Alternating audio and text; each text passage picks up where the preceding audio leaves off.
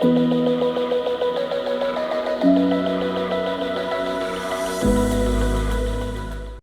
day. So thanks for joining us. My name is Max. I'm the course director for film and TV in the Department of Film, Games, and Animation. And in my research, I do lots of work with community engagement through creative practice. I do documentary films and work with emerging media.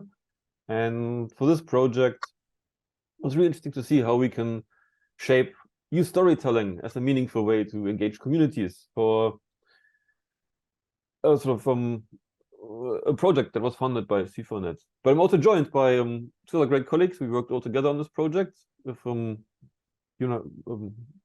a quick intro of yourselves. Yeah, sure. I'm Melissa Wheeler. I'm in Sobol in the Department of Management. I've got a background in social psychology, so I was interested in coming at this project about emerging technologies and emerging energy solutions and how we can use what we know about people and how they might be resistant to change in this kind of project. And Justin? Yeah, I'm Justin Leontini, currently Deputy Chair of Mechanical and Product Design Engineering. So I guess I was the resident sort of technical nerd on this project, providing a little bit of technical input and being absolutely guided on how to talk to real people by Melissa and Max. So, but I will say it's been quite a fun process. So I guess we'll cover what we actually ended up producing as we go through the presentation. I'm just getting some websites up for us to provide a bit of context. We do the share screen magic now. There we go.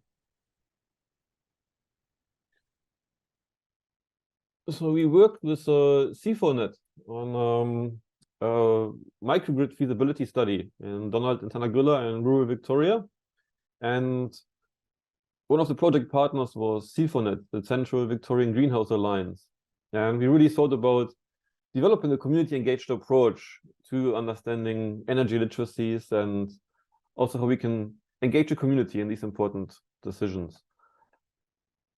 Justin, Melissa, is there anything that you wanted to do to the intro before I launch with the PowerPoint? Yeah, I guess so. Just maybe set a bit of context. Sorry. One of the things that came about is we were doing community engagement for a project around installing microgrid, or around a feasibility study for looking at microgrids in a couple of small towns. And one of the things that became very clear, I guess, for how we ended up looking at community engagement and trying to make videos, was the fact that there was a lot of language being used by the group C4Net that had been written by probably other engineers like myself. And we are typically not all, there was just a lot of technical terminology that was really sitting in the way of people understanding anything. So, before we could even start thinking about how to engage community, we needed to think about, well, do people understand the concepts that we're actually sort of discussing? And so that I guess has shaped a lot of what we have done in the end of what we're about to present to you. Great. So before we start, because we'd like to acknowledge the Wurundjeri people of the Kulin Nation, the traditional owners of the lands on which we conduct our project and research. And the Energy Literacies program now is an outcome. We've written a report, and so we sort of step you through the process of this project and the report, which has been published on the APO. So QR code if you swift over it. When we really started the project, we really wanted to understand what were different perceptions, how have other people approached feasibility studies for microgrids. And so it was still coming out of the pandemic, and so of course it wasn't that easy to meet with people, and it wasn't also that easy to go into rural Victoria. So we decided to set up a online roundtable discussion. We invited different experts in the field that had done similar projects and worked with them and really talked through some of these ideas that we had. And the key findings that came out from this is that there's very much the trust building of these decision-making processes very important. And the other thing that sort of what Justin was sort of mentioning is, which for us was very, very interesting to see, that we would ask community members about lots of decisions and lots of ideas, but haven't we really thought about if they sort of know about all these different terms. And so we developed the energy literacy approach, where we developed an online resource on the CVGA website to create some videos which explain these key terms and terminologies. So when people have been to a consultation session or a town hall meeting or just had some information, they could go back and sort of get more understanding about this. And the other thing that was for us really important was to move the community really into the center of the discussion. And so the approach was that when you making decisions about, of course, energy providing, and if the town would have a microgrid, these are of course very important things, especially if you're a business owner.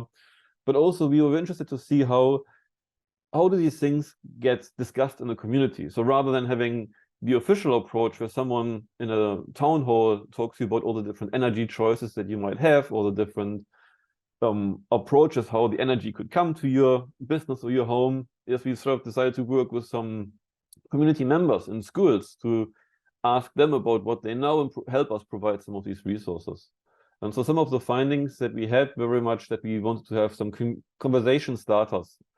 So we went to some schools and did some workshops with the schools, with a primary school.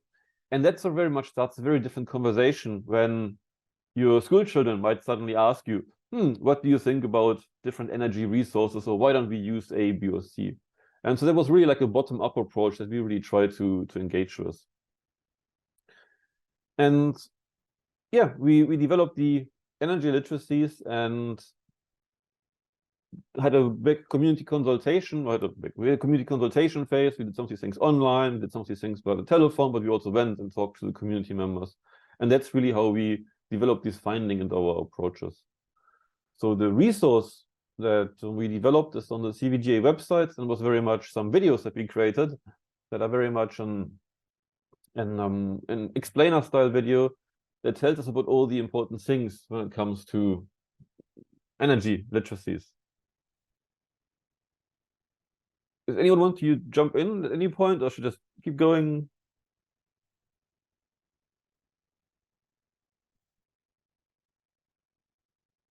I think you just keep going, Max. If there's any Good questions from the audience, then we can do those as we go. But I think some of the key findings that we presented to C4Net was very much that we wanted to work with the community. And so we spent some time to identify who are actually the people in the community that know a lot already, or that are really invested and interested in these things. And so who are these sort of influencers, and how could we use different community groups to provide some information to the community. And so we, of course, working with the two communities, in Donald and Tanagula, which are not really big communities. And so, but some of these groups are very well organized on Facebook, for instance. And there's a nice story to sort of share, which is that the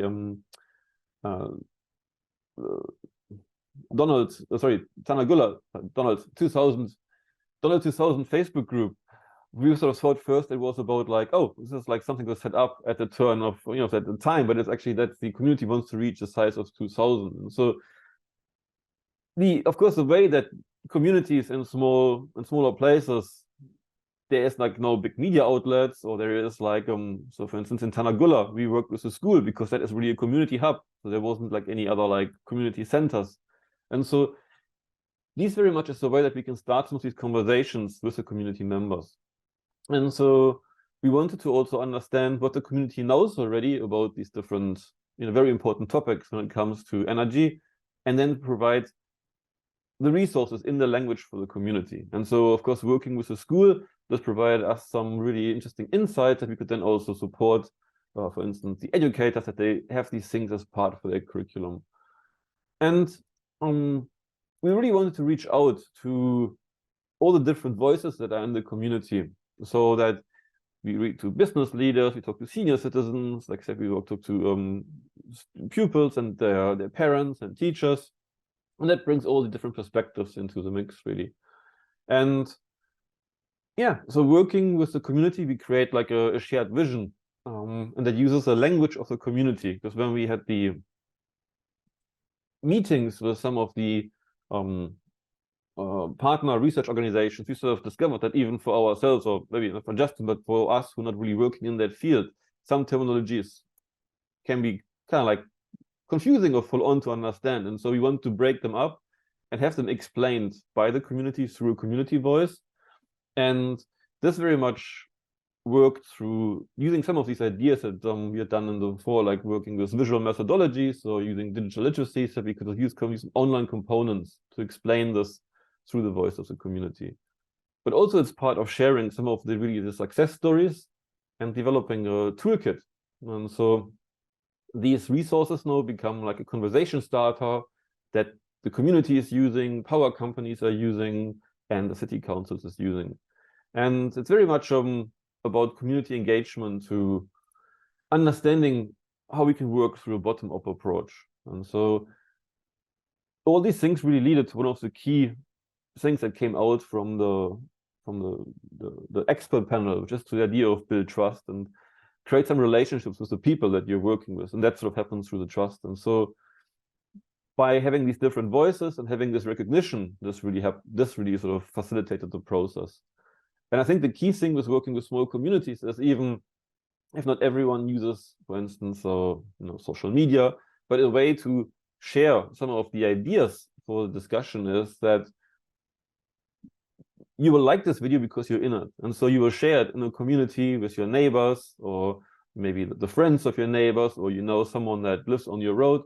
And so this is for us a very different way to talk about decision making for energy literacies very much in a bottom-up approach. Some of the resources, they are now publicly available on the Central Victorian Greenhouse Alliance, which is a resource which excludes these explainer videos. We presented them at some other conferences as well, and some other departments. We have the videos that we produced with the school, and the report in a way features some of these findings too. Melissa or Justin, is there anything in the report that you'd like to highlight for us?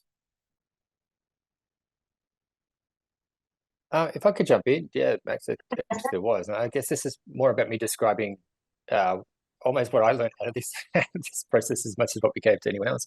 One of the things was right here, this section of this report you're just about to scroll past, about what is a microgrid. And I guess this comes back to the point, one of the major objectives that we had, right, was just trying to explain the terms that are being used to people so that they can understand what it is that they're trying to make a decision on, or what a company is trying to engage them on.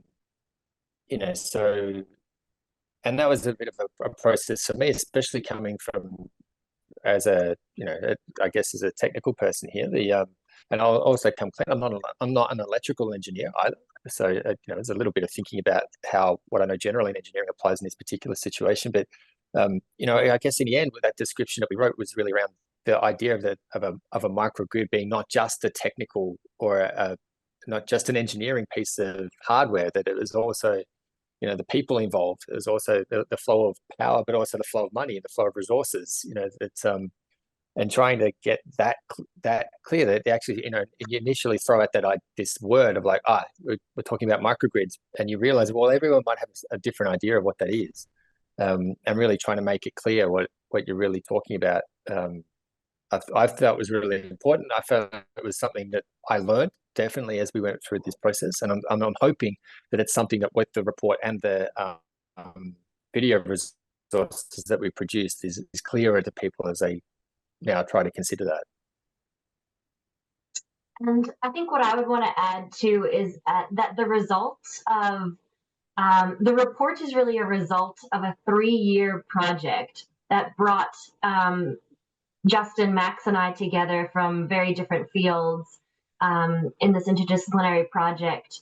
We didn't really know what we were getting into, but as we started to go into the communities and meet the people, to engage in these roundtables with experts, to put the community engagement into practice through engaging with the school children and asking them to create their own videos about what is energy, or what do they think their energy needs are. The report really kind of synthesized all those different mediums that we engaged in over that time to produce what we called the 10 tips of community engagement, that we hope is relevant to not just people who are dealing with new and emerging energy solutions, but emerging technology or new things in general. So just getting the community on board without being paternalistic, with being co-design minded. And some of the things that I think we put in tips we did really well in this project, and some of the things I think we could have done better. So it's not to say that we're taking all of our knowledge and saying we did this expertly and here are 10 tips. Part of those 10 tips are things that I think that we realized at the time that could have been strengthened, especially with this feasibility project, which had so many moving parts. There were multiple studies that were all funded by C4Net, that were all contributing to this feasibility study. And ours was just the social community engagement arm, paired with these kind of like new sensor technologies they were trying to use and create. I'm not even sure what exactly the very technical side was doing, but just in conjunction with lots of other universities who were helping to decide if these towns were feasible to install microgrids. We just had that one arm of it, and this report sits from our learnings from that. Yeah, I think really it was a very complex issue that we dealt, which is a feasibility study for microgrid, and really needed, like, I think the expertise and the backgrounds from all three of us to come together to work with the situation that is evolving as the project evolved, because there was the idea for the feasibility study, there were technical concerns, but there was also community engagement. And I think one of the things that I thought was also, which worked, like Melissa said, worked quite well, is that we could provide really a good snapshot of the community. So we've got these pictures where we went to the community, we did some interviews, and we sort of did some telephone interviews before. But I think we also really used the opportunity to take some video and capture some snapshots of the community, that when we reported back, we could let some of the decision makers know who are these people in the community, and really provide sort of like a face and provide some insights just in a very short video, who these people are and what their thoughts and feelings about these things are, which sometimes probably disappears under the technical infrastructure, so to say. And so I think this was a way for us that we could really provide some information through the community voice and bring this to the forefront, instead of trying to find some snippets from the video. So we've got different of these videos that are online that sort of showcase the community members, where they talk about their thoughts about the feasibility study for microgrids. And so I think involving also the community group, like the school in Donald, was really very much the primary school there. It seems to be really the community hub. So it was like the best resource to use, because everyone knows, it's a very small community, so everyone knows the people that go to the school, everyone knows the school children. And so that was also very much to have a conversation starter from a different perspective. And in the project, I think we had to do sometimes a bit of explaining why we wanted to do this approach. But then once the project partners and C4Net saw the results, I think they were pretty, they were very happy to see how they can bring the community in the picture. Yeah, I think that's a really good point to make, Max. And it was a surprise for me. And I guess it's because because we'd all been working together. So I guess just to reiterate for everybody listening, we're all from different schools at Swinburne, absolutely from different backgrounds. The idea of doing video really came from Max, of course. And then, I guess Max had explained that to me and Melissa. We were on board. I was helping draft, basically trying to translate some of those technical some of the technical terminology into words and scripts that we could put in video that would be hopefully understandable by not by lay people. But I guess by the time we'd gotten to that stage where we were making them, we were really clear on how this would be of value. How this would help people understand things, how you would get a message out to community easily by doing this. And yet it turned out that wasn't as obvious to the people funding this project, to C4Net in particular. They really just didn't get it. And we were explaining, we're going to do this, we're going to have community members talking, we're going to have explainer videos, we're going to try to bring people together that way. They just didn't seem to understand how that could be of any value. And it wasn't until that we did it and put the videos up on the CVGA website that Max just posted the link in the chat, that they did start to understand. And really interestingly to me, like, and I think I've said this before when we were discussing the outcomes of this, like, one of the things, I guess, with any kind of multidisciplinary project is you sometimes feel like the contribution you're making isn't all that large because you're not really pushing the absolute boundaries of your own discipline, because that's not where the contribution is in how all of these things come together. So, I felt like, well, in terms of technical depth, this isn't much. I'm not contributing much here, and yet this has gotten so much traction. Like firstly with C4Net, who funded it, then second, and through CVGA, who are hosting those videos, then companies like PowerCore were like, oh yeah, this would be really useful for us doing other projects, explaining these basic literacy terms. Various groups have sort of picked up on this idea and suddenly seen the value. So it's really interesting to see that initially people didn't really get it, and it wasn't until we made it and put it up that people sort of saw that this would be something valuable to do. And I think it's also a bit of a Swinburne way that we really produced this, bringing people and technology together.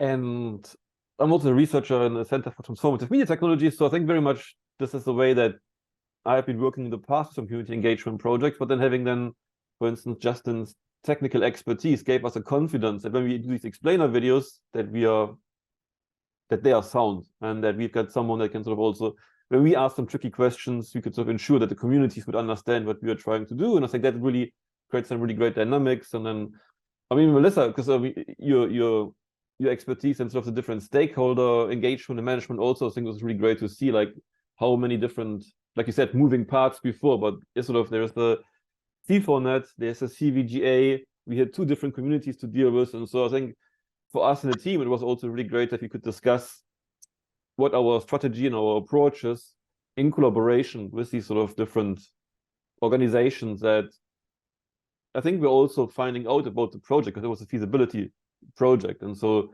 that meant that there's some things that were discussed, over in the beginning of the project, changed after 3 years, but that is part of a feasibility study, I guess. And so I think that was also helpful to have different insights into how we operate the project, really.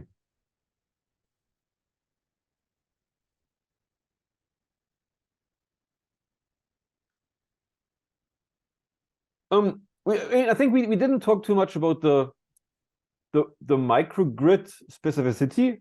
We could do that, but I think for us it was more important to sort of demonstrate how we can engage the community beyond a survey that might happen, or beyond a town hall conversation or a presentation. Is there anything that you would like to add, Melissa or Justin, or should we open up to questions, or how we? Yeah, look, I think we're probably at the point to open for some questions, but I think going back to that point about the, I think that was a major contribution of this project, actually. I think initially when C4Net had done this, they had gone down that path of like, all right, we'll tick the box of community engagement by running a town hall meeting, right? And it became pretty clear that that wasn't going to get anywhere near the variability of views, right? Or the types of, or even the types of people across, the breadth of community. You're just not going to capture that by doing that. And that idea of going, and I think this is one of the tips that we ended up highlighting. You really need to go across a breadth of sources to catch community, or to engage community. Like, yeah, not everyone's going to go to a town hall, not everyone's going to read a notice in the newspaper, but trying to get things out on.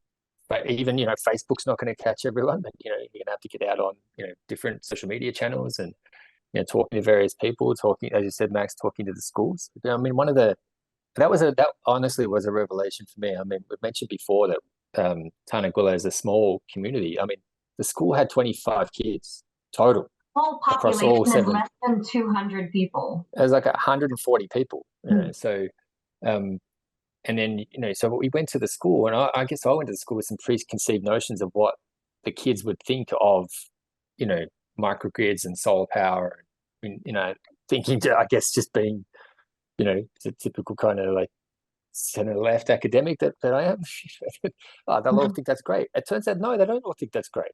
You know, they had really interesting sort of takes on, like, no, we don't think this is good. We don't like electric cars. Like, wow, that's a shock.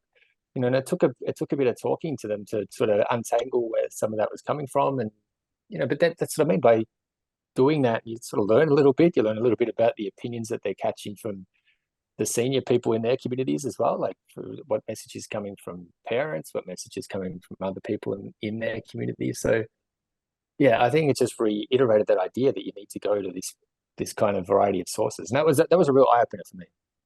Mm-hmm. And I guess I would just add before we go to questions too that so SIRI, the Social Institute, what is it, Max? What does SIRI stand for? Social Innovation Research Institute, yes. Innovation Research Institute, thank you. So the three of us were actually put together by SIRI. This was initially a project that they were looking for people to I guess deliver and to do the background work on. And so I guess part of the reason that we've come together today was looking at the kind of ecosystem approach at Swinburne, and that really bringing together the people focus with the technology focus and how that needs the interdisciplinary approach. And so if anyone had questions about kind of the process or the experience that we had for, you know, not knowing each other prior, but figuring out how we could work together, that's something that might be of interest to today's group as well. Yeah, and definitely also acknowledging that sort of Jane Farmer really kicked this off for us and really did some of this networking in the beginning. And I think the interesting thing for us was really, as researchers, we of course want to get into unknown spaces, so to say, but I think we could really did provide a really innovative solution for the microgrid feasibility study with a focus on the community engagement through combining and synthesizing our different backgrounds. And that was really good teamwork. There was very, like I said before, a complex technical elements, but also the specificity of the communities all played into this. And so, but I think the way it provided us some resources which are now shared, like even broader than the project initially thought it would be. And so we had some really great feedback also when we presented it at the Chef looked up Department for Land, Water, and so people were like, oh, why didn't we have these videos before? And so we, of course, been close to feedback loop as well to the community, from the community round table to the different experts that have working on these different fields, and they also use the report and the resources now for their own work, which relates to microgrids in Australia and beyond. And just while anyone might think about the first question that they want to throw out there, I can see Charles asked about a video being sent later. And I can tell you that this meeting is being recorded and will be disseminated that you can share, as well as the links to the C4, CG. How can I get my letters right today? Where our videos are hosted. So we have all the toolkits available for public download, as well as their report is publicly available as well.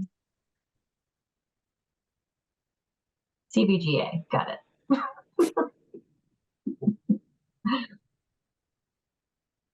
And it's actually surprising to see that if we deal with such a important issue as energy and the way that, you know, the sort of energy options that we have, that there isn't much more work on community engagement when you think about this retrospectively, you know, because communities are like, which of course, you know, people are using these sort of different options. And so there's also lots of change now in the way that power companies have to consult with communities. And so I think that's why they find this report also quite interesting. And so I think we had something to offer through the Social Innovation Research Institute to really provide a framework for how this can be done through a very like community engaged approach.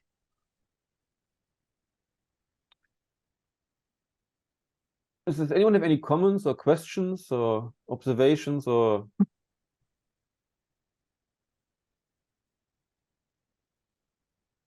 Maybe we do the usual thing that if you I saw, sorry, Max, I saw Peter had his actual physical hand up in the air. Yeah, physical hand. Thank you. Great presentation, and I love the fact that you've got together across these disciplinary boundaries, and there should be more of that at Swinburne and in higher educational generally. So thank you so much for that. Just a question. I'm working at Swinburne part-time teaching ethics at the moment in the philosophy department.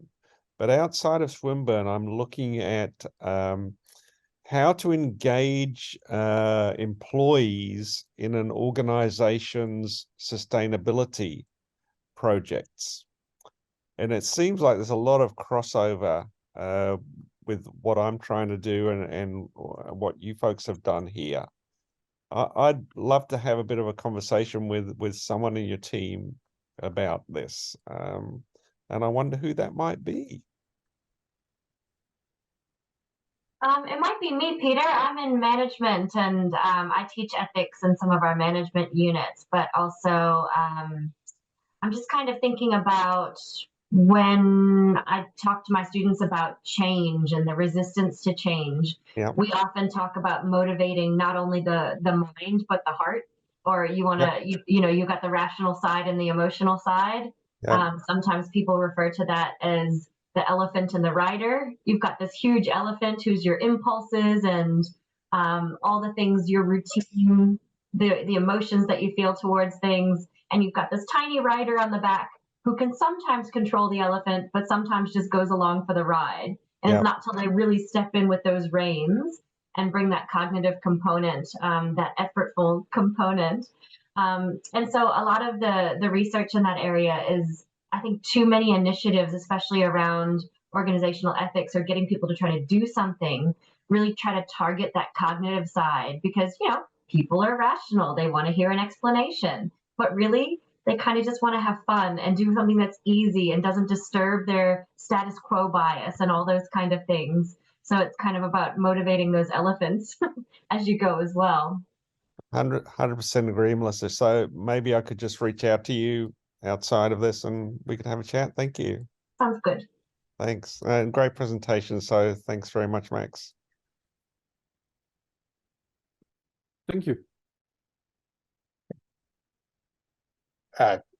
Sorry, just to pick up, Max. So there's another question in the chat that's come through from Ben, saying, I'm curious to hear a bit more about the actual microgrid project. In practical terms, what do you think might be different because of this engagement work? Do you want to pick that one up, Max, or do you want me to have a go? You get your microphone on, maybe have a go and then I add to it. Sure. Yeah, so look, I guess, and then there's a related question that's come back about what the level of influence or participation for this project. This is a very interesting set of questions, actually. So firstly, the actual microgrid project that was being run by C4Net was around feasibility. So they were running a feasibility study in these two communities, so in Donald and Tanagula, about whether microgrids would make sense in their communities. So, and that was one of the places that we saw actually a lot of friction, because in some message had got out, right? That there's a study being done about microgrids, but that's not very specific, right? And so you would get certain community members, and there is a very active set of community members, especially in Donald, which is a bigger community than Tanagula. They have a lot of industry that is fairly energy intensive, and so they were very active and explicit of just get this done. Basically seeing that someone's coming in to do a study about microgrids, we're getting a microgrid.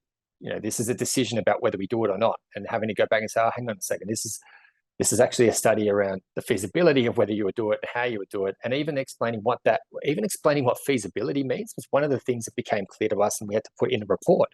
Right, it was about the idea that are you discussing technical feasibility, as in can you use the energy sources that are around? Is there the feasibility in terms of the grid infrastructure that's going to support a microgrid? But actually, there were big questions around: is this like, is this feasible from a regulatory framework perspective? So how do you organize a microgrid? Like, are people going to be able to choose their own energy provider if they're in a house, for example, that's within the microgrid? Like, are they still going to be able to do that? Are they going to be forced to participate in a microgrid? Are you taking choices away? There's all sorts of sort of regulatory questions to answer about that. So, look, and honestly, we probably came in to do community engagement before that horse had kind of bolted already. It would have been really nice to be able to get at this from the beginning. But I think what do we think might be different because of this engagement? I would hope that going forward, that lesson is absolutely learned, that, going into a community with these sort of ideas, especially ideas like this one, like microgrids and even things like renewable energy, considering what's going on with net zero by 2050 and climate change. These are big ideas and ideas that are on people's minds. And so I think if you're walking into a community, you start throwing things around and like, oh, we're going to talk about microgrids. Actually, you probably need to be pretty specific about what the outcome of that study might be. So I'm hoping that that for this particular project, it's probably the actual implementation of the feasibility study is, maybe we didn't have the influence that we would have liked to, but I would think that we would certainly have influence on projects going forward on how community engagement is done around technology, and especially around important technologies like this one. Sorry, Melissa. No, that's okay. And even at the end of the project, when we got together with all the people who had been working on it from different angles, we really kind of had a deeper discussion about the ethics of involving a community for 3 years when the project could be deemed not feasible, which it was in this case. It was deemed to be not feasible. So, we tried to be transparent when we came in and we did our consultations. We're just here to talk. We want to hear about your energy needs. This is a feasibility study. There's no guarantee. This is not like a scoping. When are we going to get started? I don't have the microgrid in my back pocket to be able to deliver to you, which was almost one of the assumptions. I think we came in as social scientists and we're pretty much asked these technical questions like, yeah, but when are you going to give it to me? So that was a little bit of a challenge from a social scientist who hadn't really been thrown into such a technical project before. But yeah, it's, I guess I would second Justin that I would have liked to have more influence from the start to make sure that people who are participating and who are volunteering their time and who are coming to our sessions and to sharing their thoughts were all very aware that this is not something that might happen, and this might be a very long process in which we talk about a lot of things and learn from them for future projects.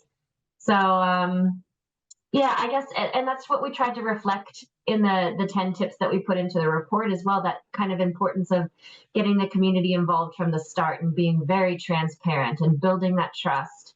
All the things that I think when we came in a little bit later into the project and began asking questions, I'm not sure that was, the trust wasn't, it was already kind of eroded. And so coming in at that point was a little bit of a challenge and something that I think could have been done earlier.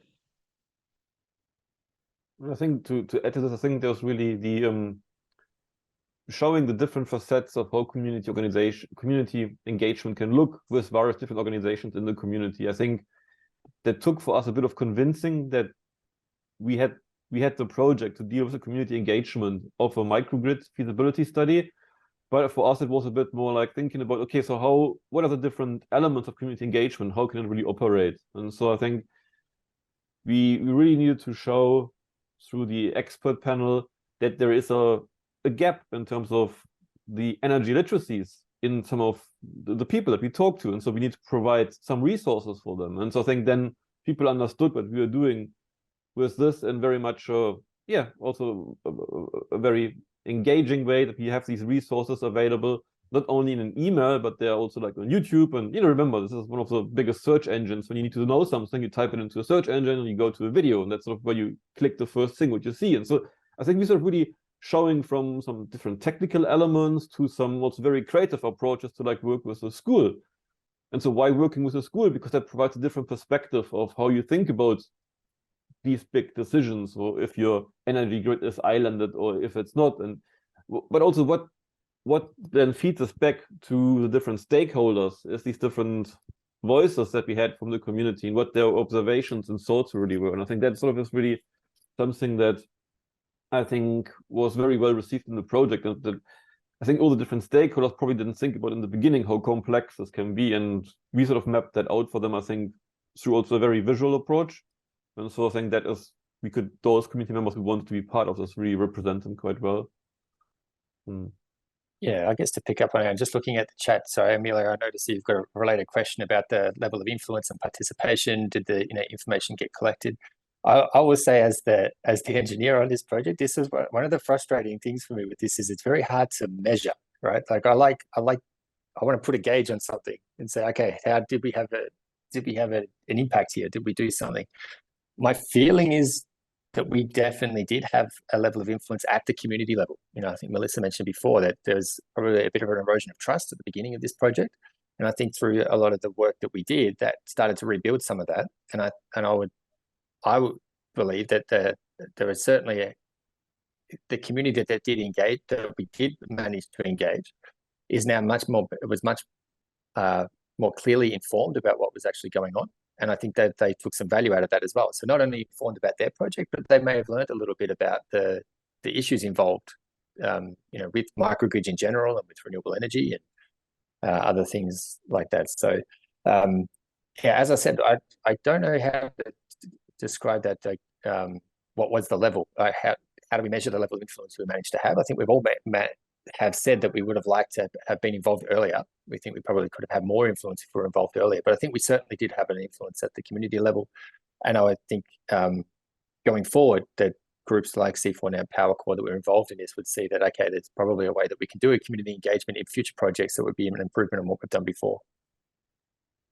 I think from my liaisons with other energy providers and people who are considering emerging technology around energy was that community engagement is this kind of annoying thing that you have to tick the box to say that you've done. And that's not true of everyone. I'm making a broad generalization here. Extending from the times that I went and talked about this report at conferences for people who are working in developing energies. I think the way that it was humanized in this project, seeing the kids' faces in the videos, really made people question maybe the assumptions that they had that this was just something they had to do, but that they could engage in it differently. I think was a really powerful message that we were able to communicate with providers for the future.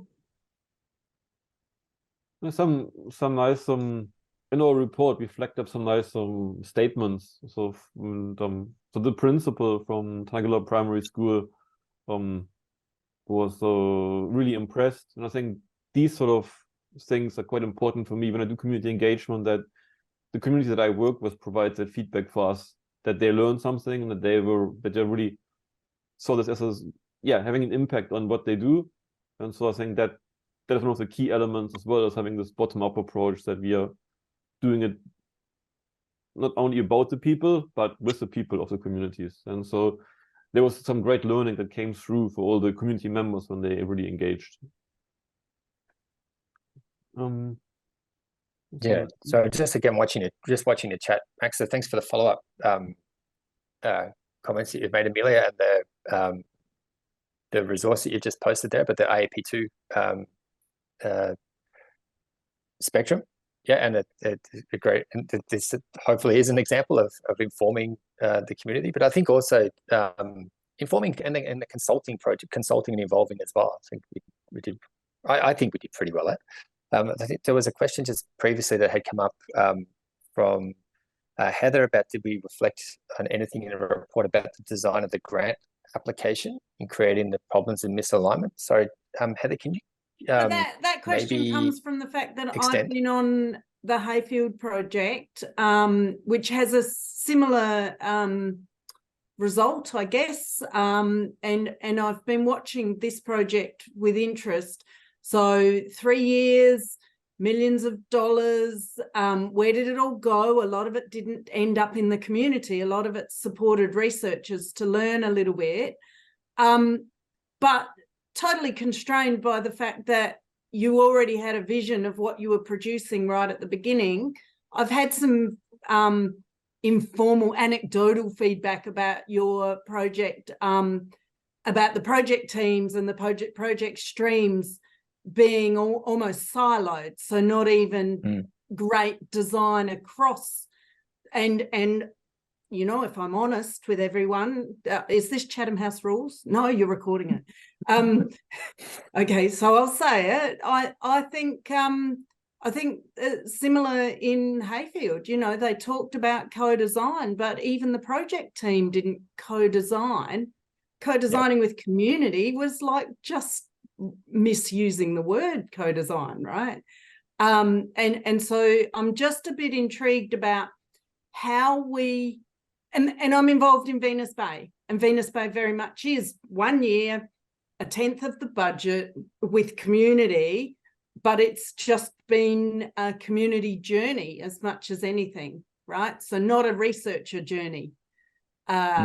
So I'm just a bit intrigued about, we get ourselves in trouble right at the beginning with that grant application, right? Because that already tells us what we're feasibilitying around, and the community hasn't even had a say at that stage.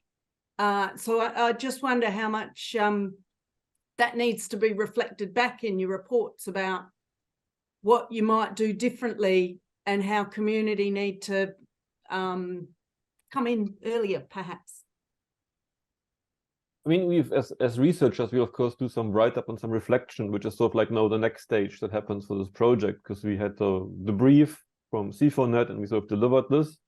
But I think we really went into this project without like having said what we wanted to do. We reflected on what were the needs of the community, and we also had a discussion with the expert panel, and that's through that circular approach, talking to the community and talking to the expert panel, our main focus was really to point out there is a thing that we need to develop, these energy literacies, because how can you ask people about decisions when you don't really know what you're asking them about? And so that sort of was for us, we identified that there is something missing in the community, and that was very much validated through the experts. So we invited, I think, 10 different microgrid projects from across Australia, and they sort of very much thought that the development of these energy literacies would be a very useful thing to do, and that through these discussions, I think the community learned quite a bit. There's some resources that we shared out.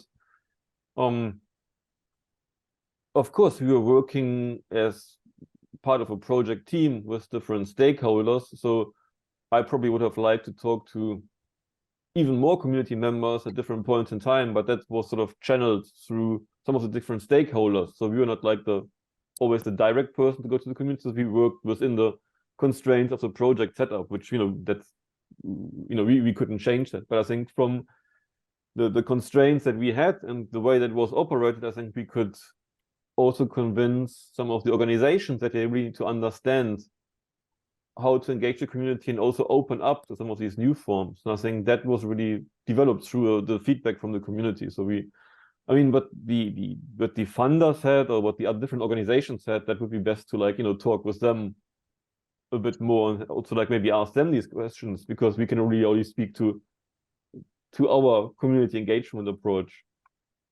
Yeah, but I think you're right, Heather. Like that word around feasibility, like you're going to do a feasibility study. You know, what does that mean? So, you know, and in a way, like the community engagement could be the entire study, right? Like working out, well, what's feasible for this community to like, what's valuable to them? You know, why are you considering changing anything at all? Like those sorts of questions, which I guess is the crux of the question you're getting at. Like, you know, if you have a grant system set up that asks people to define something that's already pretty specific, then you're going to miss that, right? And so then you could ask the other question, well, if you're going to do a feasibility study at the kind of level where what you're discussing is the technical aspects and the grid infrastructure and all that, like, do you need to do community engagement at all? Because maybe you don't need, maybe you've already decided on the data set that you're going to use to decide feasibility. But I think maybe you just need to do network engagement, and one day they'll let us build microgrids, hey? Maybe there's, I guess I'm not trying to be like deliberately, I'm not trying to be, cynical or silly about it, but just sort of saying that, I get, you could make a case for that to say, well, what we're discussing here is just technical feasibility. So actually we don't need any data that we're going to get from community engagement. But if what you're interested in is having something that is going to be accepted, it's going to be a large change that you can see going to be a large change for the way a community operates. And I can imagine suddenly being part of a microgrid would certainly be that. Then I think what we've learned from this project is you absolutely should be doing this from the beginning. It should be built into what you mean by feasibility. I also saw the comment on the energy literacy. So like that, that's something that sort of, I think I can take that on me a bit, because I sort of really thought about if we can think about all the things that we know from digital literacies and how lots of learnings and research suggests how digital literacy supports the voice of the community. We're trying to reflect this onto and combine it and fuse it with the energy literacies. But I mean, if this is now the best term, I'm open for suggestions there as well. And I think that's probably also some of the future research that is now happening from this, and our part of a reflection and outcomes. So like, yeah, thanks for the suggestion of energy. Acumen, I can't even pronounce it. Acumen. Thank you. Do you know what acumen means? I'll find out. Savvy, smarts. Smarts. I like smarts, yeah.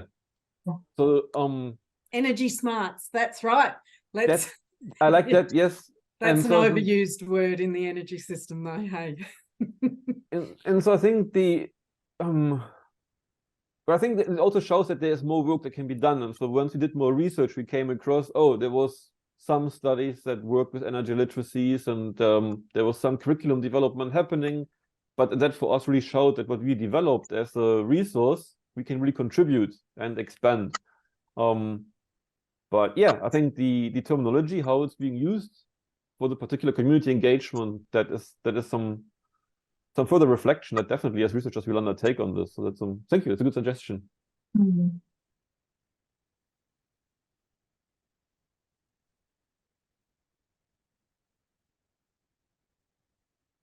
Well, I can see that we're coming to 5 minutes until our time is up anyway. But if there's one burning question, please let us know. Otherwise, on behalf of oh yes, Heather, please. Are you sending around the recording because I was late? Yes, it's being recorded, and I believe it's sent to anyone who registered. Right, thanks. So I was just going to chime in and say, yes, I'm going to send that out to everybody, but just give me a few days to get that all together. Sorry, Melissa. No, that's okay. I was just going to say on behalf of our team, we really appreciate you coming and listening to our learnings as researchers, as I think some of us, that is probably the lens that we put on it, our experience as the research team. But really great questions today. And yeah, thank you for engaging with us.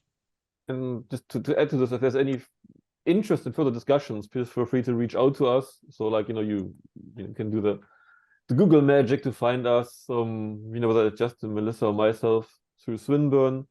And we definitely welcome any feedback as well on the report or on the videos.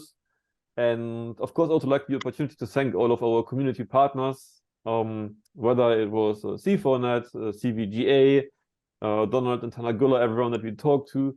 But I think just working with Tanagula Primary School made me really understand. I was really presently surprised how much more some of the young pupils know about some energy choices, and how they also had some really great ideas and found some really clever way to describe these things. And so that's something that we wanted to bring into this big technical discussion to see what's the community voice. And whether we talk with some senior citizens or we talk with some business owners, I think we sort of really, really appreciate it from everyone, get their feedback. And I think we could manage to, show them and their visions as part of this and bring this to the bigger research team. But yeah, please feel free to reach out for any feedback. Totally. That'd be great. And thank you to the Social Innovation Research Institute, because they sort of really managed to kickstart us off with this great discussion for us.